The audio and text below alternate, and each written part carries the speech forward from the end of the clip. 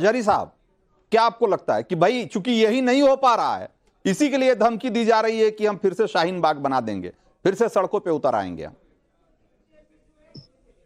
ये धमकी नहीं है, ये लोकतांत्रिक व्यवस्था है। ये इस पर भी आप चाहें तो कानून ले आए और आप कुछ भी करते रहे, किसी के साथ कोई प्रोटेस्ट भी न करें, इस पर भी आप ला सकते हैं। आप तो कुछ भी कर सकते हैं।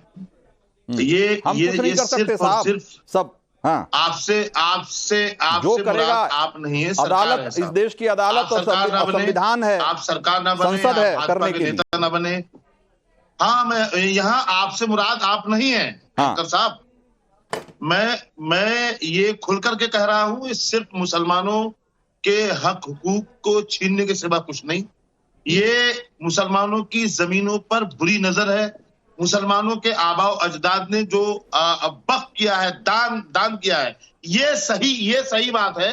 आपने अपनी पहले स्पीच में ये कहा था कि माफियागिरी है यहाँ पर, या आपने 2-4 बातें इस तरह ही गई थी जो मानने वाली हैं, क्योंकि वक्फ बोर्ड जो है वो माफियाओं से, और माफिया कौन है?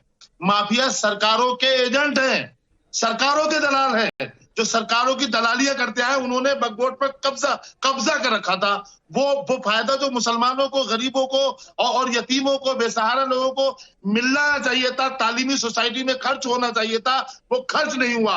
उस व्यवस्था को मजबूत करने के बजाय भारत सरकार ने उसको अपने अंडर में लेकर के और गलत तरीके से बाकायदा छीना है, कब्जा किया, हड़पा है। और ये देश की लोकतांत्रिक व्यवस्था के भी खिलाफ है। जिस तरह से अभी बोल रहे थे अश्विनी जी कि वो ये कानून की धज्जियां उड़ा दी।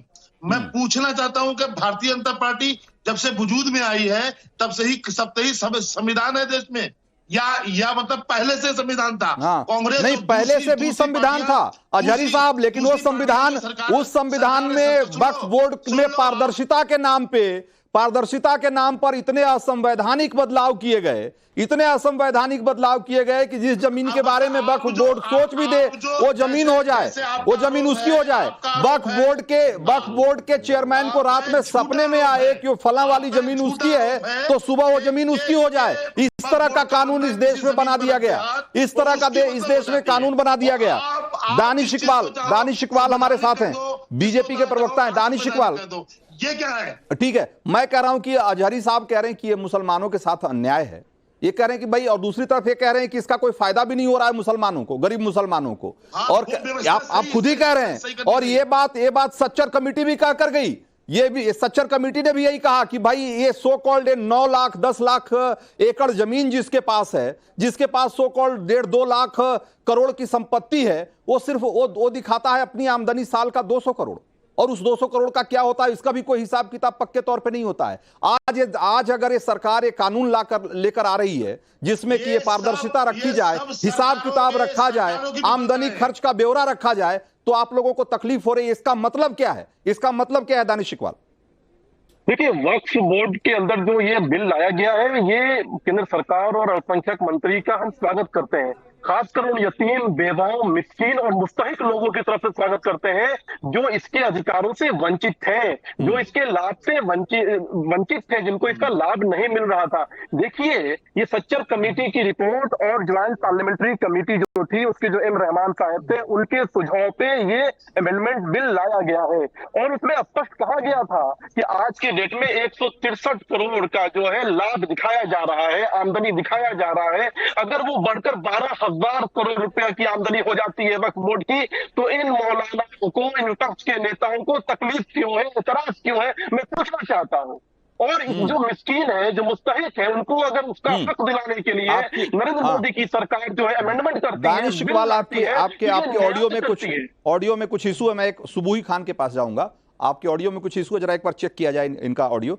सुबुही खान, अभी जो मौलाना अजहरी कह रहे हैं, ये कह रहे हैं कि भाई ये तमाम वक्फ बोर्ड में इतने सारे प्रावधान, सो कॉल्ड पारदर्शिता के नाम पर इतने अमेंडमेंट, इतने सारे अधिकार, मतलब ऐसे अधिकार कि इस देश में किसी भी संस्था के पास, छोड़िए धार्मिक संस्था तो छोड़िए, शायद ही किसी संस्था के पास इतना अधिकार हो। इतना सब कुछ होने के बावजूद भी मुसलमानों के लिए कुछ नहीं कर पाए। और आज जब इसमें कुछ संशोधन करके इसको ज्यादा पारदर्शी और कहा जा रहा है कि भाई ज्यादा लोगों की भागीदारी, मुसलमानों में सारे तबके की भागीदारी सुनिश्चित करने की बात हो रही है, तो ये लोग इसके विरोध में खड़े हैं। ये लोग हर तरह के मुसलमानों के किसी भी संस्था में किसी भी अच्छे रिफॉर्म का विरोध करने वाले लोग हैं। ऐसा क्यों है? जी जी जी, देखिए, मैं किसी के बीच में नहीं बोली, तो आशा करती हूं कि मेरे बीच में कोई नहीं बोलेगा। सबसे पहले तो मैं आपके चैनल के माध्यम से ये बात को बिल्कुल क्लियर कर देना चाहती हूं कि वक्फ एक्ट 1995, जिसको हम बहुत लार्जर देन लाइफ समझ रहे हैं कि उसमें कोई संशोधन हो ही नहीं सकता और उसको हम रिलीजन का पार्ट बता रहे हैं, पंथ का पार्ट बता रहे हैं, ऐसा कुछ नहीं है। कोई भी एक्ट जो भारत की पार्लियामेंट में आता है उसमें समय समय पर संशोधन होते रहते हैं, होने चाहिए। वक्फ की नजाकत और जरूरत के हिसाब से अमेंडमेंट हर सेंट्रल एक्ट में होती है, तो वक्फ एक्ट कोई उससे बाहर की चीज नहीं है। दूसरी बात, जैसे अश्विनी भाई ने कहा कि कॉन्स्टिट्यूशन में वक्फ नाम की कोई चीज नहीं है, मैं अपने मुस्लिम भाई बहनों को बताना चाहती हूं कि कुरान में भी वक्फ नाम की कोई चीज नहीं है।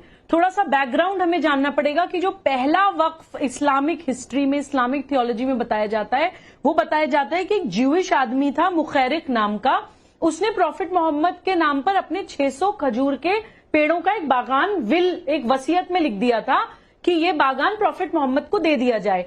जब उस आदमी की वफात, उसका इंतकाल हो गया, तो प्रॉफिट मोहम्मद सल्लल्लाहु अलैहि वसल्लम ने कहा कि मुझे इस बागान की, इन पेड़ों की कोई जरूरत नहीं है, इसको गरीबों में, मिस्कीनों में बांट दीजिए, इसको वक्फ कर दीजिए।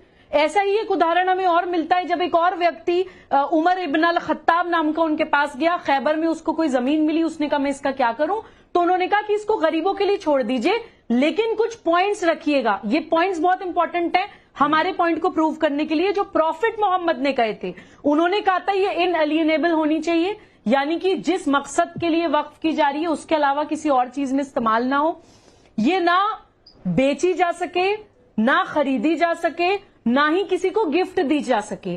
और आज हम क्या कर रहे हैं, आप खुद सोचिए, एक तरफ कहते हैं कि वक्फ प्रॉपर्टी मुसलमानों की प्रॉपर्टी है, थर्ड लार्जेस्ट प्रॉपर्टी ओनर है वक्फ माफिया भारत में, डिफेंस और रेलवे के बाद सबसे ज्यादा जमीन वक्फ पे है, लेकिन मुसलमान वो आज भी गरीब है, वो आज भी फल बेच रहा है, आज भी सब्जी बेच रहा है, पंक्चर लगा रहा है, मुसलमान बच्चियों को किताबें फाड़ के बुरके में लपेट के बैठा दिया जा रहा है, हलाला और ट्रिपल तलाक और बहु विवाह और मिस्यार निकाह और न जाने क्या क्या उनके साथ हो रहा है। तो हम लोग वक्फ को उसके ओरिजिनल इंटेंशन, ओरिजिनल मकसद के लिए इस्तेमाल ही नहीं कर रहे हैं। अभी कांग्रेस के शायद एक प्रवक्ता बैठे थे, मैं उनका नाम नहीं जानती हूं, उन्होंने कहा हमें बताइए जरा कि कहां पे मिसयूज हो रहा है। If I am not mistaken, Bihar Pradesh Congress Committee Sadaqat Ashram, क्या ये वक्फ प्रॉपर्टी पे नहीं है? कौन से इस्लाम में कहा गया है कि वक्फ प्रॉपर्टी पे किसी राजनीतिक दल का पॉलिटिकल ऑफिस होना चाहिए?